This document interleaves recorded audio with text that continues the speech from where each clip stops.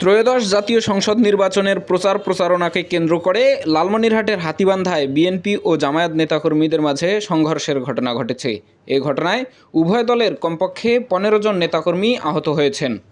আজ দুপুরের পর টংভাঙ্গা ইউনিয়নের ২ নং ওয়ার্ডের কসাইটারি এলাকায় এ ঘটনা ঘটে। আহতদের নাম পরিচয় তাৎক্ষণিক পাওয়া না গেলেও তারা বিভিন্নভাবে চিকিৎসা গ্রহণ করছেন বলেও খবর পাওয়া গেছে।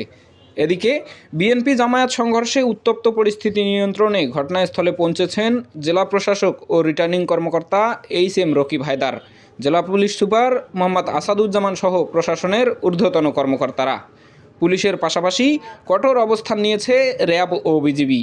ঘটনার সাথে জড়িত ব্যক্তিদের দ্রুত চিহ্নিত করে প্রয়োজনীয় আইনানুগ ব্যবস্থা নেওয়া হবে বলে জানিয়েছেন জেলার পুলিশ সুপার মোহাম্মদ আসাদুজ্জামান। ঘটনার সূত্রপাত হিসেবে বিপক্ষ দলের লোকজনকে পাল্টাপাল্টি দোষারোপ করছেন বিএনপি ও জামায়াতের নেতাকর্মীরা। তবে ঘটনার সাথে যারাই জড়িত থাকুক, নির্বাচনী আচরণবিধি ভঙ্গের দায়ে তাদের আইনের আওতায় আনার দাবি সচেতন মহলের। ফরহাদ হোসেন, নেতৃত্ব কণ্ঠস্বর, লালমনিরহাট।